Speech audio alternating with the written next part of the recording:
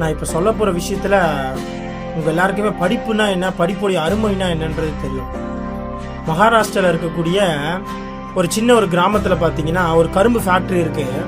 அந்த கரும்பு ஃபேக்ட்ரியில் வந்து பெண்கள் பணிபுரிகிறாங்க. அந்த பெண்கள் வந்து பணி புரியணும் அந்த இடத்துல அப்படின்னா அவங்களுடைய நியூட்ரஸ், அதாவது கர்ப்பப்பை, அந்த கர்ப்பப்பை எடுத்தால் மட்டும்தான் அவங்க அங்கே பணிபுரிய முடியும். ஏன்னு தெரியுங்களா? மாசத்துல அந்த 3 நாள் கூட மாதவிடாயினால அவங்க விடுமுறை எடுத்துடக்கூடாது.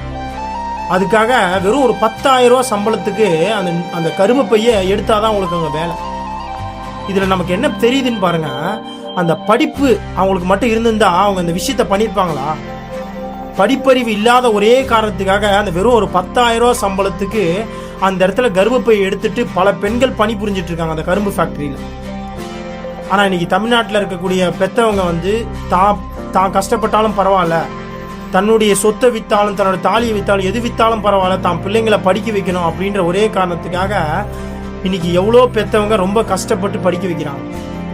நம்மள மாதிரி இருக்கக்கூடிய யங்ஸ்டர்ஸ் எல்லாருக்கும் நான் கேட்டுக்கிற ஒரே விஷயம், படிக்கக்கூடியவங்க நல்லா படிங்க.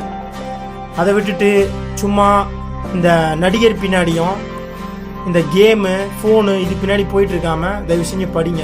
படிப்பு தான் உங்கள் வாழ்க்கையை மேலும் உயர்த்தும், உங்களுக்கு அறிவை கொடுக்கும், இந்த சமுதாயத்தில் ஒரு பேரை கொடுக்கும், ஒரு பெரிய இடத்துக்கு உங்களை எடுத்துகிட்டு போய் வைக்கும்.